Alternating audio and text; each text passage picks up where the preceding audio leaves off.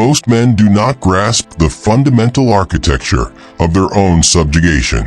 They believe themselves free, yet they are ensnared in invisible cages, their bars forged from the very words they use to justify their existence. This incessant compulsion to explain, to rationalize, to convince others of your worth, your feelings, your very right to occupy space. It is not a sign of consideration. It is the primal shriek of the trapped beast. Carl Jung, bless his intricate mind, saw this as a disconnection from the self, a symptom of a soul adrift. But let us be more direct. It is a confession of impotence. Consider the man who feels compelled to detail every nuance of his mood, every rationale behind his choices, his absences. He believes he is being transparent, considerate. Foolishness. He is merely laying bare his vulnerabilities, inviting the wolves to feast. He seeks not understanding, but permission. Permission to exist, permission to feel, permission to be. This is not empathy.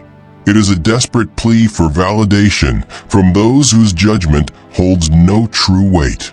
It is the orphan child, forever seeking the absent parent's nod of approval. These are the environments, often familial, where the subjective experience is systematically disqualified. That's nonsense. You're exaggerating. There's no reason to feel that way. These are not lessons in emotional intelligence. They are the hammer blows that shatter the foundation of self-worth. The internalized decree is brutal. My existence is conditional. My feelings are only valid if sanctioned by the external gaze. This belief, once ingrained, becomes a self-imposed prison. The individual becomes a puppet, their strings pulled by the perceived approval or disapproval of others. When an adult compulsively explains themselves, they are not engaging in polite discourse. They are engaged in a primal, albeit unconscious, act of self-preservation. They fear abandonment, judgment, rejection. They operate under the delusion that if others comprehend their internal landscape, they will be spared the sting of criticism, the chill of distance, the finality of exclusion. It is a desperate gambit to control perception, to secure a fragile sense of belonging, a fleeting moment of emotional security. But the price is absolute, the forfeiture of one's own psychological autonomy. By fixating on external validation, the individual systematically neglects their internal authority. They cease to act from conviction, from a core understanding of their own truth. Instead, they act to justify. They no longer feel freely. They must meticulously rationalize their emotions to preempt negative judgment. The performance begins. They stop living for themselves and start living for an audience, an eternal theater where the spectators dictate the script, and the protagonist is merely a pawn. Jung saw this as an obstacle to individuation, the arduous ascent to becoming one's true self. The truth, however, is stark and unvarnished. As long as the compulsion to explain persists, there is no true freedom. Compulsive self-explanation is not a defense. It is a sophisticated form of submission. Each justification is a whispered confession. I can only exist if you permit it. This is an invitation not to healing, but to dismantle the very conditioning that renders you predictable, weak, and ultimately controllable. We will delve into why so many live shackled to this need, and what happens when they finally choose the potent, often terrifying, power of silence. When the constant demand for explanation ceases, a radical metamorphosis occurs. The psyche, once bowed before the altar of external approval, begins to straighten, adopting the posture of an unyielding internal authority. This transformation reshapes everything. Behind the need to explain lies something far more profound than mere politeness or a desire to be understood. It is a psychic wound, etched into the very core of identity. Jung grasped that this compulsion is not merely a habit. It is a symptom, a reflection of an ancient, unconscious belief that one's existence holds value only when reflected in the eyes of others. This wound forms early, often in childhood, within crucibles of emotional invalidation. When a child's subjective reality is consistently dismissed, "You're being dramatic, that's not why you're upset," you have no reason to feel that they internalize a devastating message. "What I feel is wrong. My inner world is illegitimate unless validated by the outside." Over time, a defense mechanism hardens. The child learns that by meticulously explaining their feelings, they might stave off punishment, neglect, or ridicule. Thus, a pattern is born, carried into adulthood, where every emotion, every decision, every attitude must be buttressed by a convincing argument, as if the right to feel or to be requires a legal defense. At the root of this wound lies the erosion of internal authority. The individual no longer perceives their own experience as inherently valid. They become tethered to the external gaze, dependent on it for confirmation of their reality. This fosters a state of psychological submission, where self-esteem is not cultivated from within, but is a mere reflection in the mirror of others' perceptions. It is crucial to understand that this dynamic operates largely beneath conscious awareness. Those trapped within this pattern often do not realize the extent to which they are constantly attempting to prove the reasonableness of their emotions, the logic of their decisions, the motives behind their actions. But behind every explanation lurks a hidden fear, the fear of being rejected for simply being oneself. Jung posited that every individual, at some juncture, must confront this inherited internal architecture. Until they do, they remain bound to the values, judgments, and expectations of others, often internalized from childhood authority figures, parents, teachers, priests. They become mere reflections of what others deem acceptable, not embodiments of their authentic selves. This compulsive self-explanation, therefore, is an act of profound self-abandonment. It is the betrayal of one's own truth to render it more palatable to the external world. It is precisely at this precipice that the true healing, the true forging, begins. The recognition that one no longer needs to solicit permission to exist, that one's emotions, however intense, contradictory, or unconventional, are valid in their own right. This awakening, however, is not without its agony. When the individual begins to silence the incessant need to justify, the resulting quietude is disconcerting. It exposes the void left by the absence of a consolidated internal authority. And it is here that Jung's foundational concept emerges, the construction of inner authority. The ensuing exploration will illuminate how this cornerstone of Jungian individuation can radically redefine one's place in the world. What does it truly mean to cultivate internal authority? And why is it the linchpin in severing the cycle of compulsive explanation? Compulsive self-explanation is not merely a defense mechanism. It is a continuous act of self-betrayal, a silent, often imperceptible, yet deeply corrosive betrayal. Carl Jung understood that every time an individual contorts their words to avoid displeasure, conceals their true emotions to maintain harmony, or suppresses their decisions to circumvent judgment, they are distancing themselves from their own core. They are, in essence, abandoning their truth. This internal betrayal unfolds not in a sudden, violent rupture, but gradually, subtly, day by day. It manifests when you force a laugh at something you don't find amusing to appear sociable. When you utter yes while your spirit screams no to avoid being labeled selfish. When you dismiss your sadness as mere tiredness because you fear being a burden. When you mask anger with a veneer of rationality, terrified of appearing immature.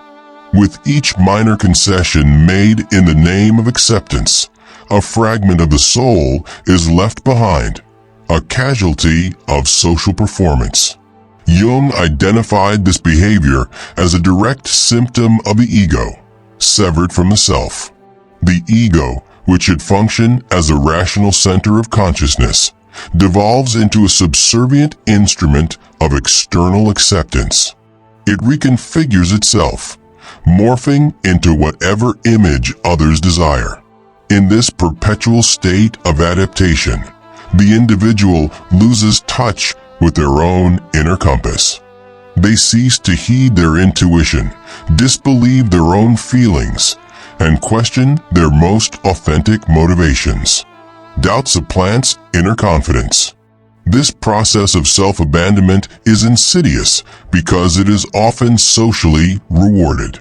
Those who adjust well, who articulate their justification seamlessly, who avoid conflict, who are easy to get along with, are frequently lauded. But beneath this facade of social grace often lies a profound emotional exhaustion. It is the weariness of those who live for others, to the point where they can no longer hear themselves. Jung asserted that this internal fragmentation is a primary catalyst for neurosis. When the ego drifts too far from the self, the symbolic nexus of psychic wholeness, symptoms emerge. Chronic anxiety, existential crises, pervasive feelings of emptiness, decision-making paralysis, and a crippling deficit in self-esteem. Why? Because the soul is crying out to be heard, but has been silenced in the relentless pursuit of social conformity. At its heart, this struggle grapples with a fundamental question. Whose life is it anyway? As long as you are perpetually seeking approval to feel, think, or act, your existence becomes a mere performance, a carefully edited version of your truth. You remain a character in someone else's narrative, never the author of your own epic. The sole path to break this cycle of self-betrayal lies in reclaiming your internal authority. It is the development of the capacity to stand by your truth, even when it is not understood, even when it causes discomfort, even when it defies expectations. This is the nascent stage of true individuation, the arduous journey toward wholeness, even if it means the inevitable disappointment of others. But how does one cultivate this inner authority? How do you shed the reliance on external understanding to affirm your very being? How do you embrace silence when pressured to explain? This is precisely where Jung's concept of individuation offers its profound insights, and it is here that we will delve deeper. For only when this authority is firmly established does silence cease to be an absence and transforms into an potent affirmation. For Carl Jung, authentic psychological freedom is not an external grant, nor is it found in the placation of others. It is forged internally, through the relentless cultivation of internal authority. This concept, central to his theory of individuation, signifies the individual's capacity to validate their own subjective experience without the crutch of external approval. It is the decisive moment when the question shifts from, will they understand what I feel, to the unshakable assertion, it does not matter if they understand. This is true for me. Internal authority stands in direct opposition to compulsive self-explanation.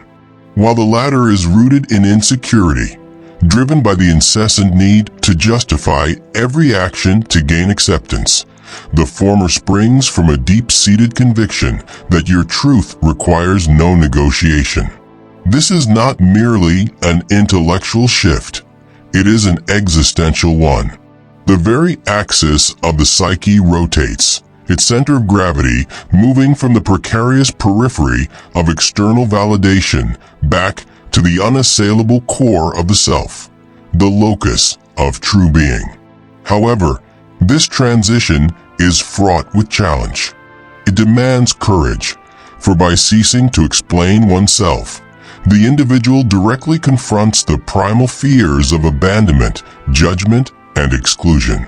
Jung articulated that individuation necessitates traversing the desert of inner solitude, the moment when, for the first time, you hold a firm no without succumbing to guilt, when you refrain from justifying a change of mind, when you conclude a conversation without offering an explanation, not out of arrogance, but because you owe no one a justification for your existence.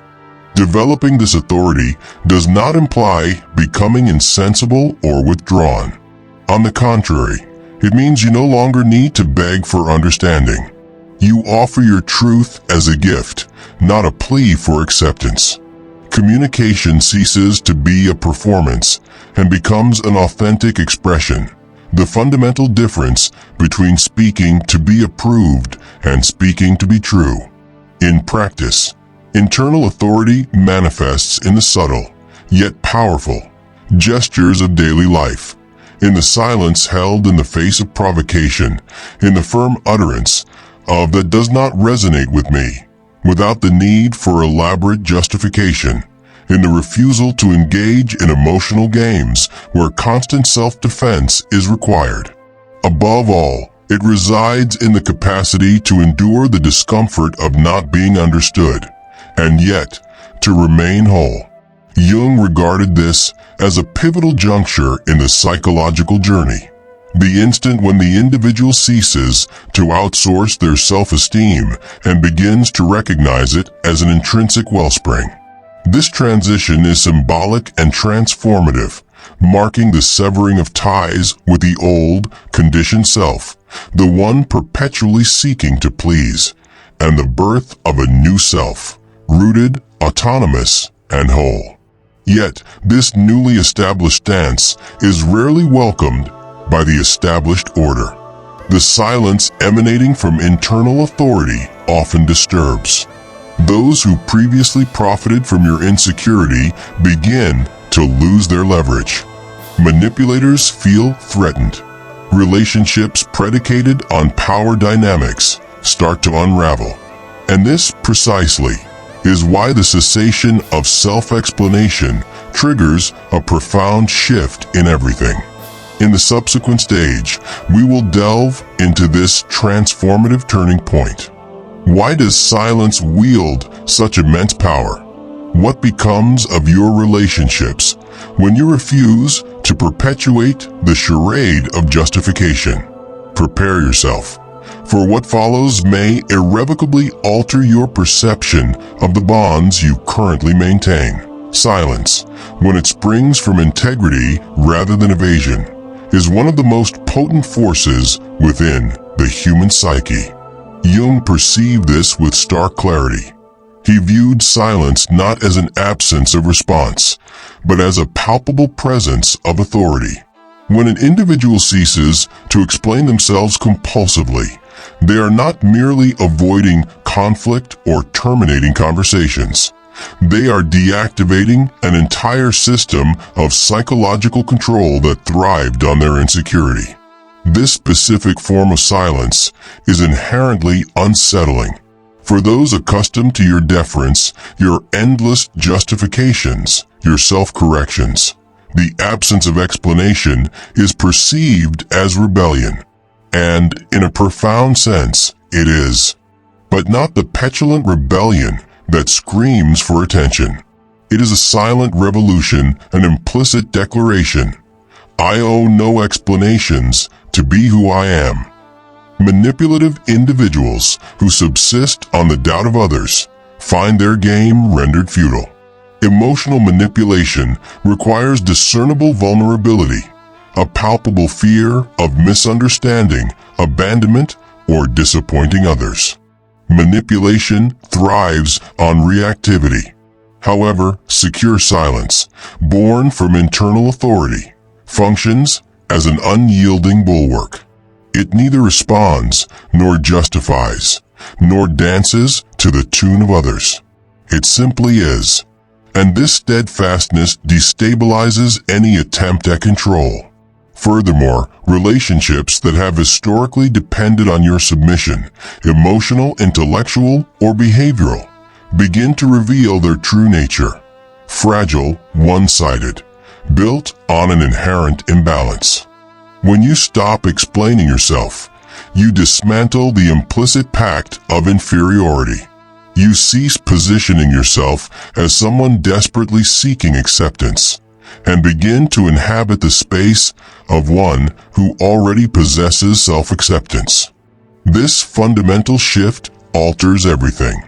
Some individuals will inevitably distance themselves. This is not a sign of failure, but of realignment. Your silence begins to function as a filter, revealing who stood by you out of genuine affinity and who was merely present due to your perceived malleability. Jung observed that the process of individuation frequently necessitates rupture. This distancing is not punishment, it is liberation. By refusing to justify your presence, your boundaries, or your choices, you naturally attract relationships grounded in mutual respect, not in fear or dependency. However, you must be prepared. As you cease explaining yourself, you will also confront your own internal anxieties. The part of you that, for decades, was conditioned to believe that value is contingent on being understood will resist. It will implore you to reconsider, to offer just this once an explanation. It is in these moments that silence transforms into a spiritual exercise, a conscious act of maintaining wholeness amidst discomfort. Silence, therefore, is not merely the absence of words. It is the affirmation of being. It is the refusal to put your identity on trial. And the more you sustain this silence, the more it solidifies into presence. A presence that emanates authority, commands respect without raising its voice, and establishes boundaries without recourse to confrontation. It is a presence that requires no external validation to exist. But the impact of silence extends beyond interpersonal dynamics. It initiates a profound internal process, integration. When you stop justifying yourself, you begin to listen to yourself. When you cease rationalizing your emotions, you start to feel them fully. And it is within this space that true transformation ignites. For external silence creates the void necessary for internal listening. In the subsequent and final segment, we will explore this pivotal turning point. How the authority you gain in the external world actually originates from an internal movement. The return to your own psychological integrity. You will understand why integrated individuals do not seek to convince, they communicate. And why, when you adopt this posture, the world inexplicably begins to treat you with a different regard. There is an undeniable magnetism about a person who feels no need to explain themselves, a quality that cannot be feigned or coerced. It stems from psychological integrity, the state of an individual who no longer compromises their essence to conform to external expectations. Jung recognized this integrity as one of the most mature expressions of individuation. When the individual not only understands their truth, but upholds it without hesitation, without guilt, and crucially, without the need for validation. An integrated person does not plead to be understood. They communicate. They express. But they do not convince, because they do not operate from the premise that their existence requires justification. Their words emanate from a solid core, not from a concealed deficit. This distinction fundamentally alters how they are perceived. The world accords greater respect to those who afford themselves respect. And self-respect commences with a refusal to negotiate the essential elements of one's being.